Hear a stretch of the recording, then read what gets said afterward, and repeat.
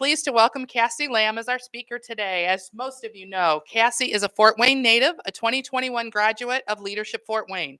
She has a degree in exercise science from Ball State University, and her background is in corporate health and wellness.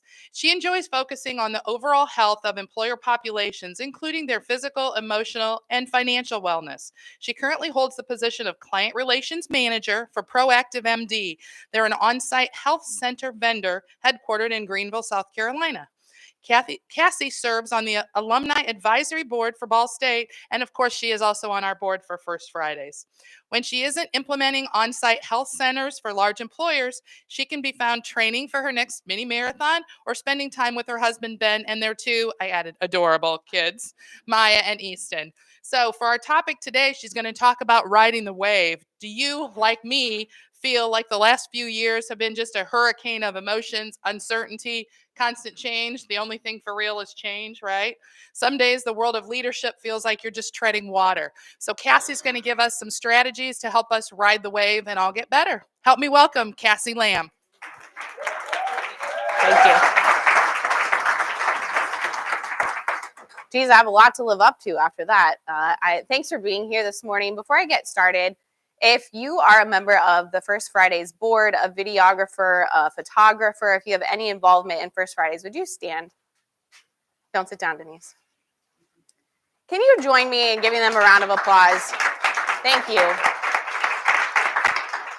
There's a lot that goes on behind the scenes to make these events successful. And there's one other person who's not in this room. His name's Nathan, and he sits at the front desk out there. He gets here early the first Friday of every month to get our coffee going, make sure we have everything we need. So on your way out, if you wouldn't mind giving him a thank you or just a have a great day, that would be much appreciated by me. So like they said, Kassee Lamm, I am a client relations manager for Proactive MD. As Denise said, I implement on-site health centers for large employers, and then we maintain that relationship. So enough about that. But before I get to my presentation, I want to introduce you to my people. So this is my family that Denise mentioned. The gangster in the hoodie is our French Bulldog, Reese's.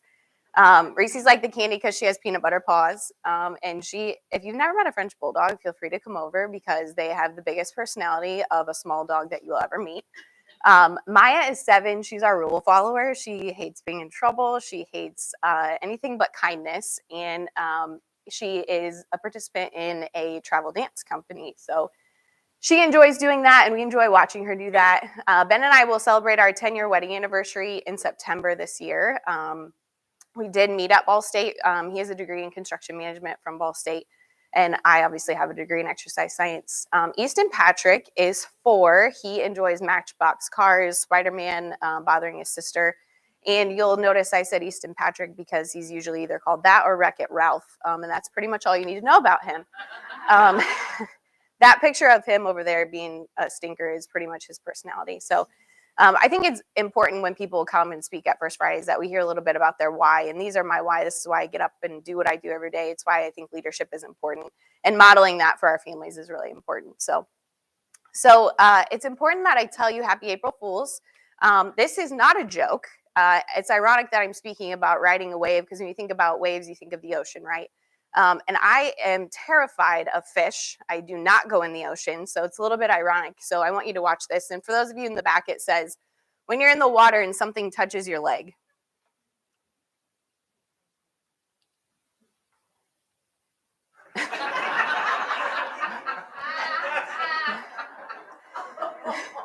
So happy April Fools. And again, that's not a joke. I really don't like the ocean, but we're going to talk about the waves today. So like Denise said, the last couple of years have been just a tidal wave of emotions and challenges for all of us. I won't even say the word. You know what I'm talking about. We've heard it enough. But there are some things that we do know about waves, okay? Waves are unpredictable. They don't have a timeline, and they don't pick favorites. So I wish I could tell you that on spring break next week, when you're trying to build that sandcastle with your grandchildren, your children, your niece, your nephew, that a wave is going to come at 8:57 a.m. and knock it over so you could move it back or move it somewhere else. But I can't tell you that because waves are unpredictable and they don't have a timeline. I'm sure there is plenty of you who have seen that video where there's a wedding party and they're standing along, I'll call it a cliff. It's not really a cliff. It's just rocks. But And all of a sudden this wave comes and crashes it and ruins not only their picture, but they're all soaking wet after that, right? So waves are unpredictable and they don't pick favorites. Sometimes I think in the world of leadership, there are good waves and there are bad waves, right? And for some of us, it may feel like the waves of life do pick you as a favorite, and that they just keep coming. So those are what we know about waves. So how do we prepare for those waves that are going to come? Because they're going to come, whether they're good or bad. They don't stop for the rest of your life. So today we're going to talk about 3 principles of how you can prepare for the wave: your attitude, your endurance, and your balance. I'm going to give you a story for each one of them and how you can apply it in your life. I do not know everything in life, so whatever you can take away from this presentation and apply it to your life, I will be ecstatic about. But I'm just giving you my experience this morning. So the first one is attitude. So this is my best friend, Allison. You'll understand why I'm getting a little emotional in a second, but Allison and I are actually cousins. We were born 18 months apart, and my parents can attest we got into a lot of trouble together, still do. All good things now, but she's the closest thing to a sister I'll ever have. She's the aunt to my children. And in 2017, she noticed that she was having some headaches, just some things that in your 30s you really shouldn't have, early 30s, you shouldn't really be thinking about or worrying about. And the final straw really came when she was driving home from work and she got lost. She couldn't figure out where she was, just generally had no clue where she ended up. Thankfully, she was able to navigate the car and stop.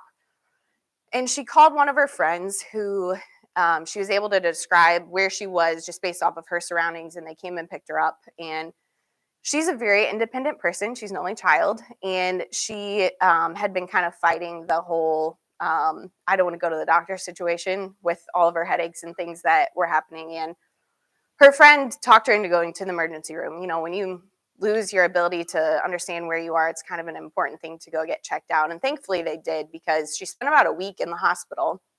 And during that week, they ran some tests and they figured out that she was not only having headaches and vision loss, migraines, but when she was sleeping, she was actually having seizures.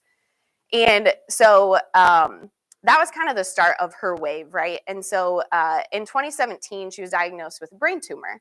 And on the left-hand side, you can see the original scan of her brain tumor, the glowing part with my cool clip art circle around it.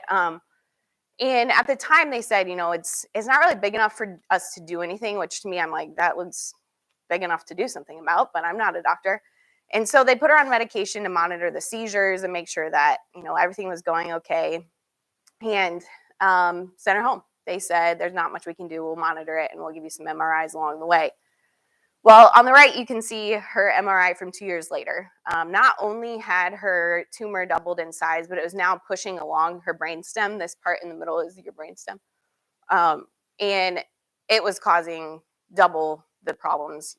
And so her neurologist and her brain surgeon decided that it was time to do surgery. So on March 20th of 2019, it was probably one of the longest days of my life. I can't imagine how her mom felt. But we went in and she had literal brain surgery. So we were there for a while, obviously. And there was a group of us who came to support her and her mom, her grandma, her aunt, everybody was there. And we tried to keep it light during the surgery, and just kind of waiting for the doctor to come give us the news of, you know, what was going on. Well, before she went in, they said, we'll be happy if we can get about 60% of it out because of the closeness to her brainstem and the proximity. And so we actually even played Pictionary at one point, just trying to pass the time. But I think that was because there was such a large group of us that were making so much noise in the waiting area. They actually moved us to a doctor's lounge. So that was a perk, I guess, of all of us being there together. And after about 4 or 5, maybe 6 hours, the doctor came in and he sat down and he removed his cap and he said, you know, this is my second surgery today. And I got to tell you, I got about 80% of it. And so we all, you know, you could just feel the air get sucked out of the room. We all just collectively were like, oh my gosh, this is amazing. And then the next part of that conversation came and he said, I don't know and I can't tell you if she will walk, talk, drive. I can't tell if she'll even recognize you when she wakes up because of where her tumor was.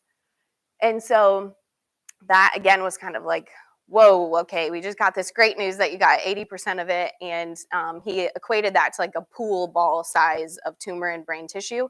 Fun fact about brain tumors, This glowing picture is great for us to see, but it's unlike skin cancer or a melanoma where you can see the borders and the edges of the cancer. With brain cancer, it all looks the same. So Dr. Savage, yes, that was his real name, brain surgeon Dr. Savage, he went in and based off of these scans removed 80% of that tumor. So to me, that's a miracle in itself that someone has the ability to go in and do that.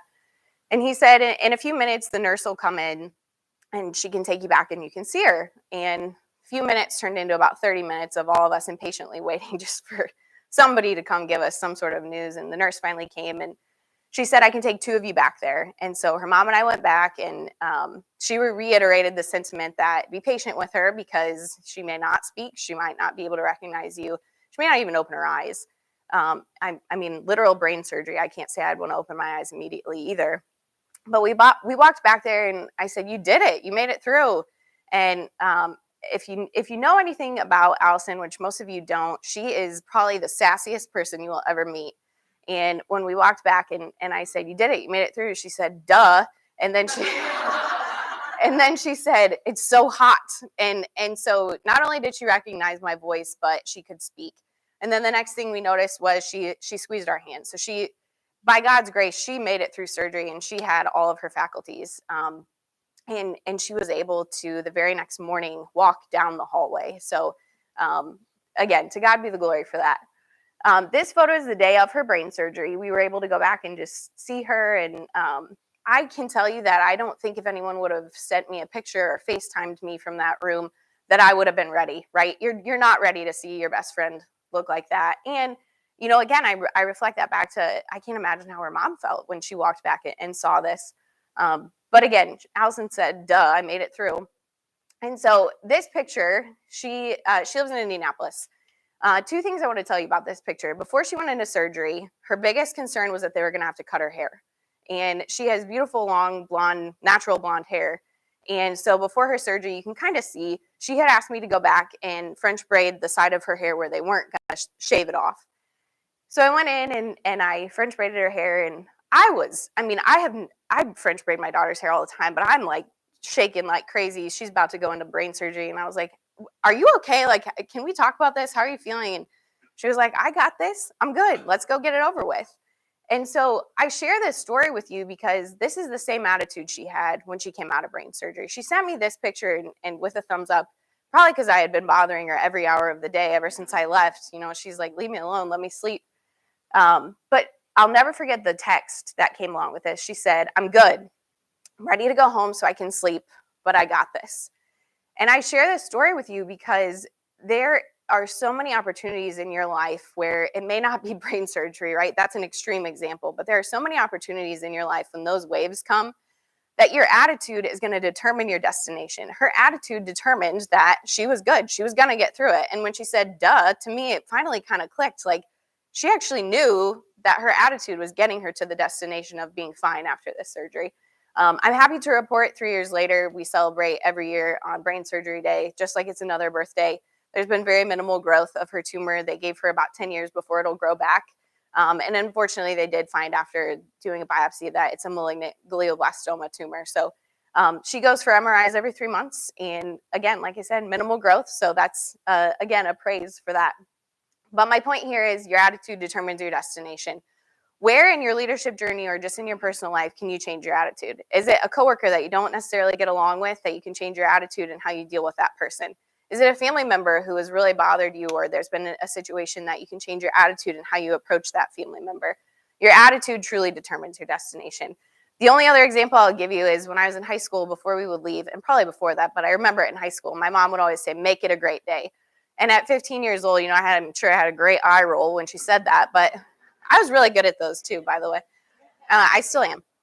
But, you know, at 15, I'm like, cool, mom, make it a great day. But now you'll hear that in my voicemail greeting. You'll see it in my email signature. Make it a great day, because you truly do hold the power to make your day great. Okay? I love this quote. Positive attitude gives you power over your circumstances instead of your circumstances having power over you. How true is that, right? If you have power in your attitude, your circumstances can change. So remember that as you move forward and apply this. How can you and where can you change your attitude? So the next stop on preparing for a wave is endurance. Denise mentioned I do sort of enjoy running mini marathons. It's more of just like I enjoy them when they're over. How's that?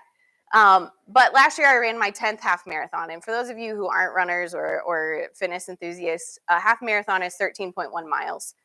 And I could never have imagined in my wildest dreams that the Indianapolis mini marathon, I'm only half crazy. I'll never do a full marathon.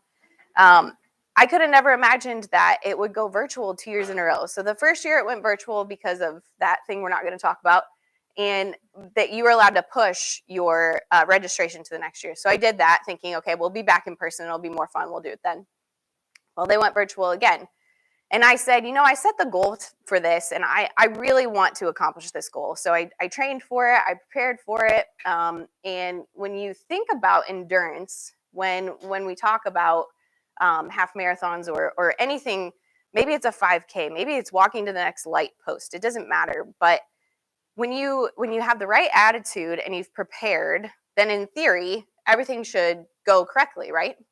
Wrong. What happens when you're running your half marathon and you start getting blisters on your heels? What happens when your shoe comes untied, you bend down to tie it and it hurts to stand up, right?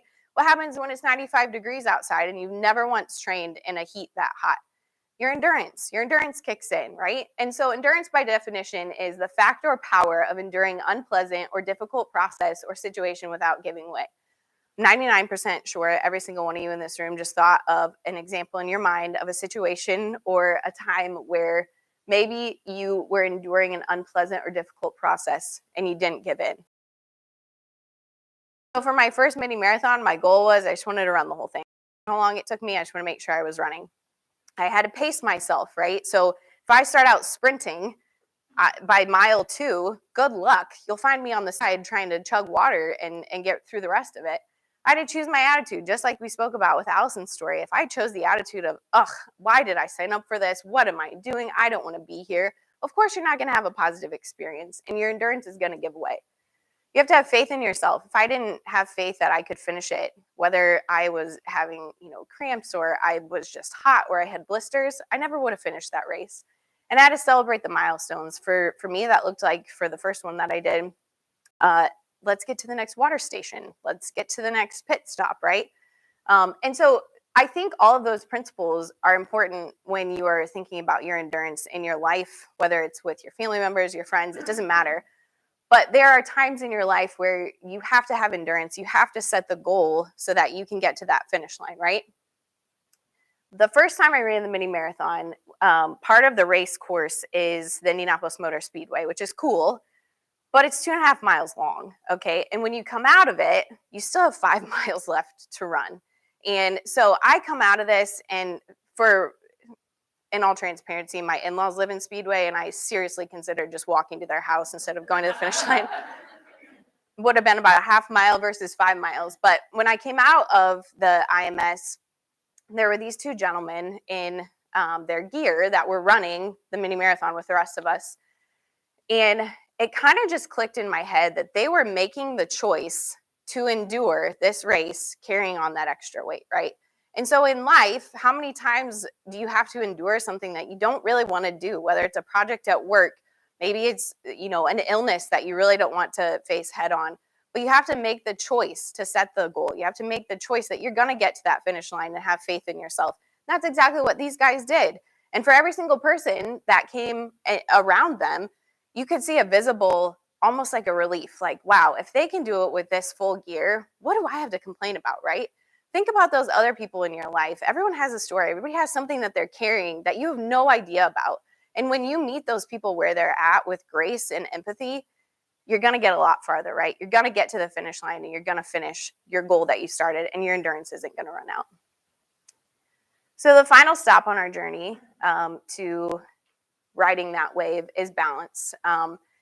My husband, Ben, is in construction. And for the first 7 years of our 6 years of our marriage, he traveled to stadiums, high rises, and arenas all throughout the United States, which meant he was gone a lot. He was gone for 6 to 10 days at a time. The longest stint we did was 21 days where he was gone. He was in Puerto Rico that time, so I'm sure he was happy about the nice weather he was having. But it's hard, right? It's hard to be away from your family members. And so Ben was invited and had the opportunity to do a job of a lifetime.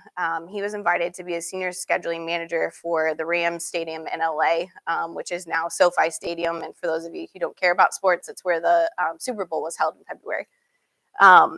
He had the opportunity to do a dream job, right? And so for us, that meant a lot of sacrifice, a lot of pros and cons lists, a lot of decisional balance.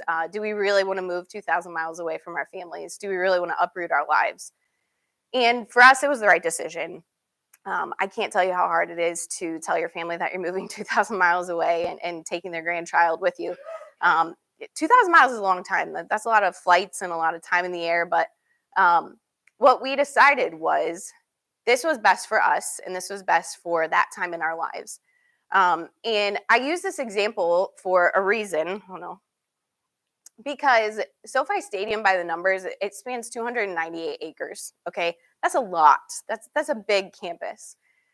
It's dug 100 feet below grade. I don't know who had the bright idea to put it in the direct flight path of LAX, but they had to dig 100 feet below ground before they could even start building this stadium. It's also built near a fault line, which is interesting, but we'll get to that. There were 3,000 workers that worked on the stadium, and there's 100,000 tons of steel that went into it. If you watched the Super Bowl, you saw how cool it is. There's all kinds of different venues and different things that people can utilize. But I use this example for a few reasons. Number one, if they didn't balance all of that steel, that stadium's collapsing on itself.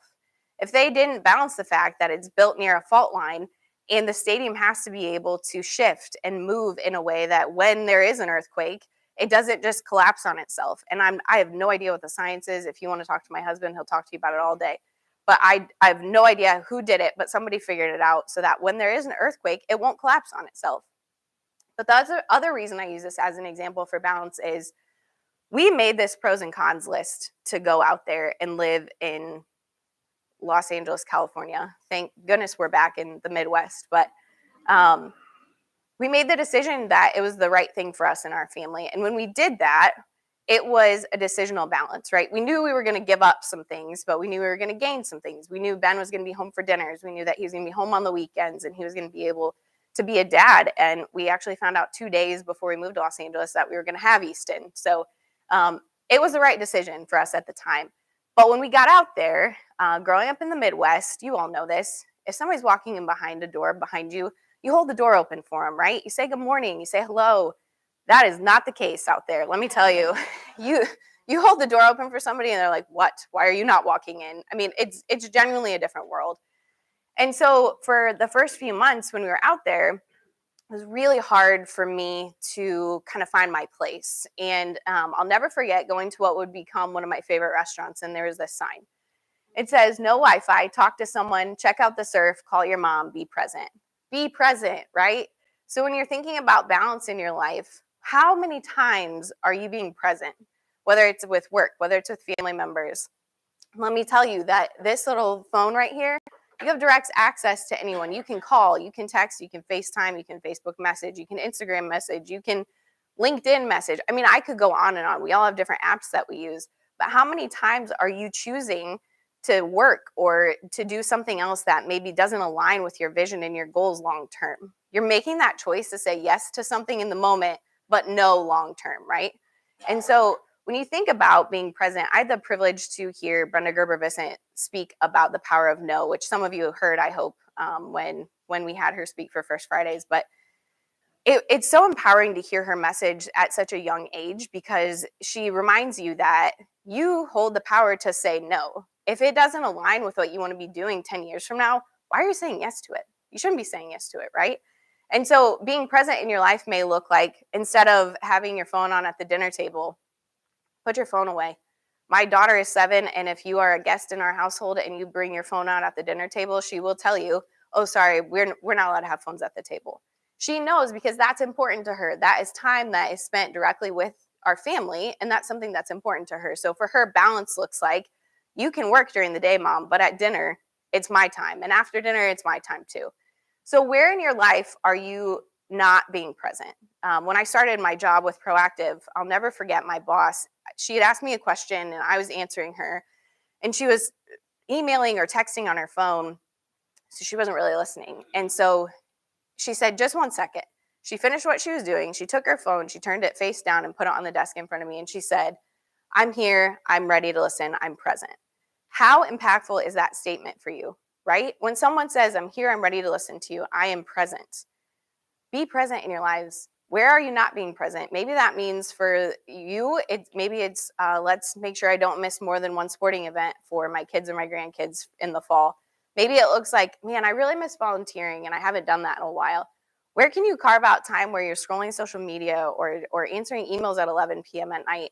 You got to be more present. We all have to be. And I wish I could give you the magic key for this, the work-life balance key, but I can't because it looks different for me than it does for you. So spend some time thinking about where you can be more present in your life, because when those waves come, there's going to be things that get pushed aside, right? When those waves of life come, there's going to be things where you're like, oh man, I got to prioritize this and I can't do that. So you have to be ready with your plan of how you're going to be balanced and present. Keep turning this off. So are you prepared? We talked about your attitude, we talked about your endurance, and we talked about your balance. When you walk out of this room, I asked you to say good morning to Nathan. I asked you to say have a great day to him. Do you know how much that can be impactful to one person? If you walk out of this room with a smile on your face, if you're at the grocery store and you smile at somebody, you could literally change the trajectory of their day. Choose kindness. Choose to have a positive attitude. Choose to endure things that may not be comfortable for you. Get out of your comfort zone and make that choice. And choose to have balance. Practice that, because when those waves of life come, they're going to come over you. Are you going to drown in them, or are you going to say, you know what, here's my plan and here's how I'm going to move forward from it? So make that choice. I want to read something directly to you after I read this quote. It says, you can't stop the waves, but you can learn to surf. And the other thing I want to read to you is, when tough times come your way, you really only have two options, right? You can fight the waves or you can ride them. You can spend all of your energy wishing things were different and wishing situations and people would change, right? You can spend your precious time fighting against reality and everything that is, or you can let go and ride the waves. You can soften. You can accept that life brings waves, and sometimes those waves are going to be undoubtedly wonderful, but I promise you that there's going to be times where they're really, really hard. So, my friends, today, I hope you make the choice to learn to ride your waves with a positive attitude, endurance, and balance. Thank you so much for being here.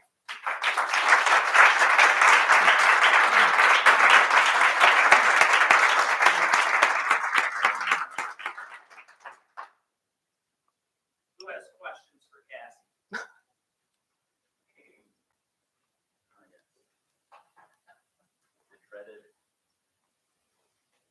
The microphone. The dreaded microphone, yes. Any questions for Kassee? When you notice yourself getting off balance, how do you correct yourself? It's a really good question. Bring you back. Personally, my faith. For some people, your faith may look different than mine, but my first stop is faith.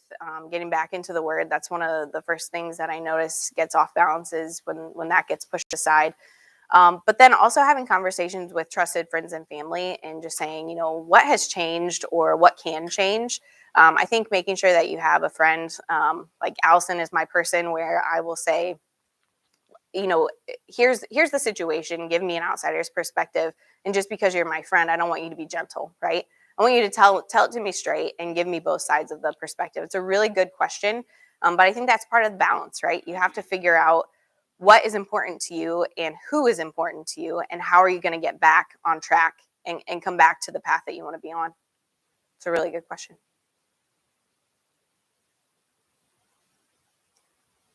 You're good. Do you have a favorite podcast or leader or somebody that you follow that you would recommend for all of us? It's a good question too. I really like Craig Rochelle, and I'll be honest with you, I'm not a huge podcast listener unless it's like true crime. That's your balance, right? That's my balance. That says Yeah. a lot. Yeah, it does. Yeah. Our neighbors in our neighborhood probably think I'm weird because whenever I'm on a walk and have my earbuds in, I'm constantly like, no. But I think that Craig Rochelle is a really good one. But the other thing I think is having that foundation, and I'm really blessed with great parents that raised me, and I'm able to go back to them and ask questions. and just kind of watch them as a leader. And so I think finding a leader who is rooted in the same values that you have is a good start to your trajectory and a good way for you to move forward. That you have to be visually aligned, though. And I just want to say thanks to your parents and your fans. That's impressive that you guys are here.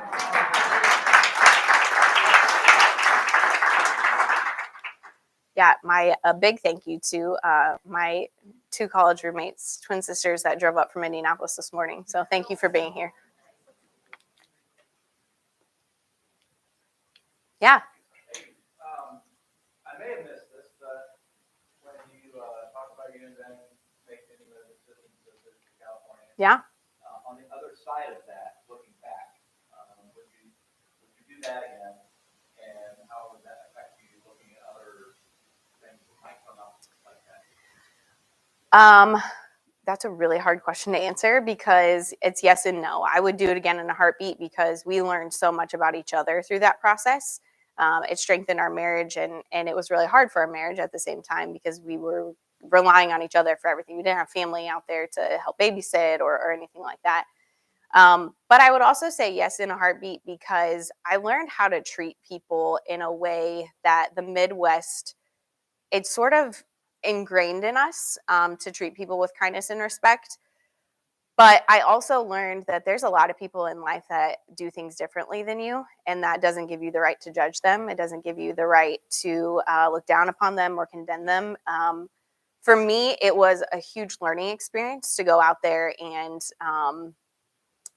just learn about other people and their values and how I can come back into the Midwest and say, you know what, people may look different than you. They may act different with you. They may not agree with you, and that's perfectly fine. But that doesn't give you the right to treat them with anything but kindness. Jan?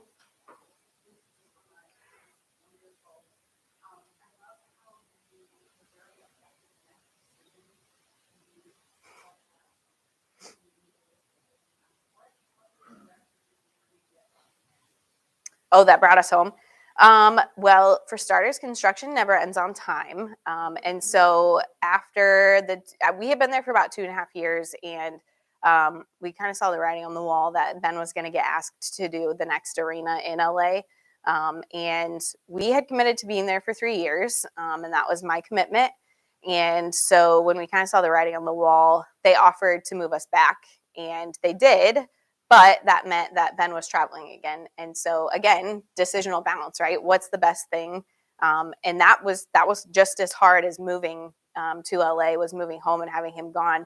However, I will caveat that with saying if he had not had that experience, he wouldn't be in the job that he is in right now, where he works from home 100% of the time. So you have to find that balance of, this is really hard right now, and in the moment, I don't really want to be doing this. But instead of having the attitude of, ugh, this is awful, why are we doing it? It's, wow, what did I learn from this experience, and how can I apply it moving forward?